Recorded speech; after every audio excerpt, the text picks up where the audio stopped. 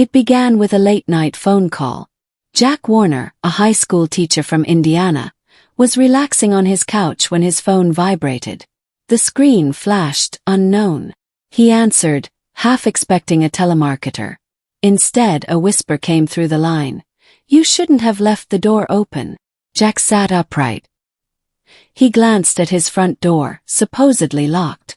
But when he approached, it was cracked open, slowly creaking with the wind.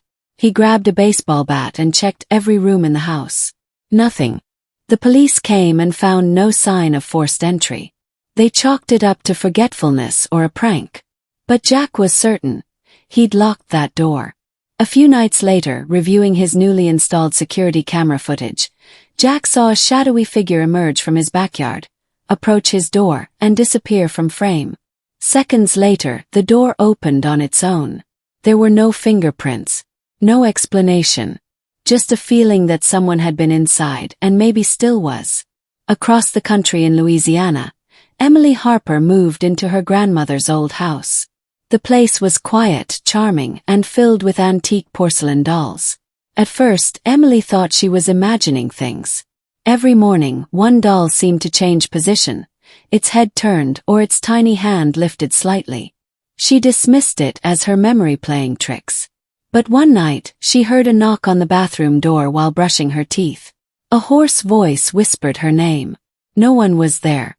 A few nights later, her friend Lacey visited and brought her dog, which refused to go upstairs. That night, they both heard heavy footsteps above their bedroom. The police found nothing. But all the dolls had been turned to face the bedroom door. Emily moved out the next morning.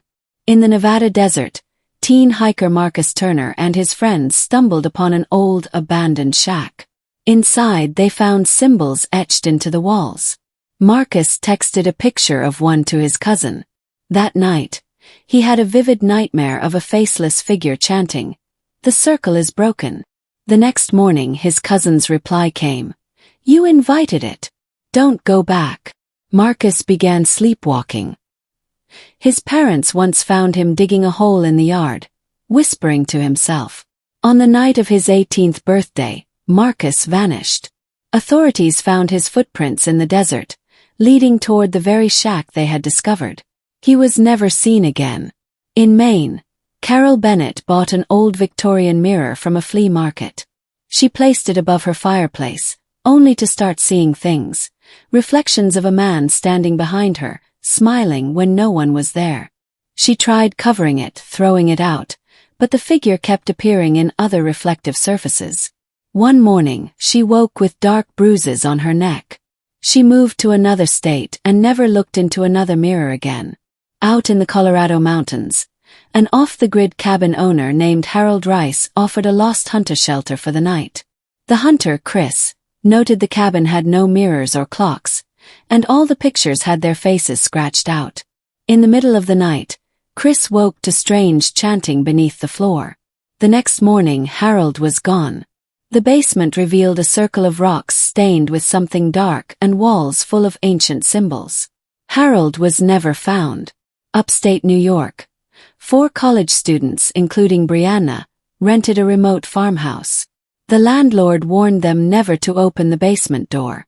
During a storm-induced blackout, Brianna heard a whisper from the door. "It's cold. Let me out." The next night, scratching sounds echoed from below. As they packed to leave, Brianna found a note in her bag she didn't write. "We were friends once too. Don't leave me again." Later, the group learned a girl had gone missing from that farmhouse in the 1940s. Her body was never found. Each of these events happened to ordinary people living regular lives. Teacher, college student, hiker, homeowner. None of them expected their lives to brush against the inexplicable. Yet something did reach through. A voice, a shadow, a reflection, and left behind scars no one else could see. And for some, it didn't end when they walked away. Some things cling.